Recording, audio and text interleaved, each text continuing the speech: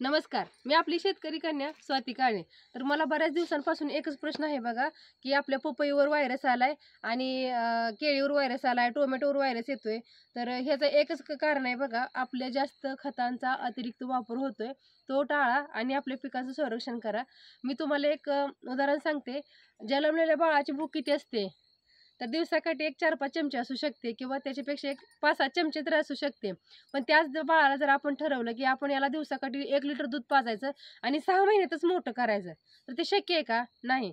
तर ते तसंच आपल्या लागवडीच्या रोपांचं पण असतं. त्यांचं वय खूप छोटं असतं, लहान असतं. त्याच्या त्याच्या वयानुसार, त्याच्या दिवसानुसारच त्याला खतांचा म्हणा, डोस पाण्याचं व्यवस्थापन करा. मग त्याच्यामुळे आपल्या पिकांचं एकदम व्यवस्थित व्यवस्थापन होतं बघा.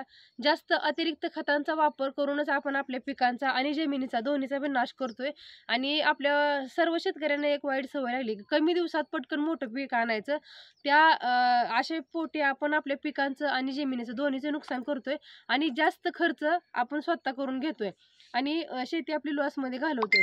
तर असं न करता खतांचं योग्य तो व्यवस्थापन करा आणि दुसरी गोष्ट पाण्याचं पण व्यवस्थापन केलं तर आपल्या पिकांवर बघा कोणतंच रोगराई होणार नाही.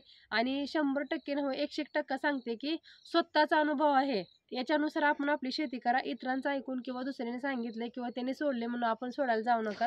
त्याच्यामुळे जास्त आपलाच तोटा होतो, की जास्त खर्च पण होतो आणि दुसरी गोष्ट पीक आपल्या हाती येत नाही.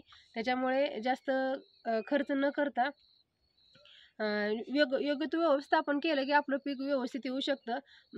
पिकांना वेळ द्या महत्त्वाचं तर आणि दुसरी गोष्ट त्याचं वय बघून त्याला औषधं सोडा. त्याच्यामुळे 100 नव्हे 101% मी सांगते, की व्हायरसचं प्रमाण हे कमी होईल आणि आपलं पीक पण एकदम व्यवस्थित येईल. धन्यवाद.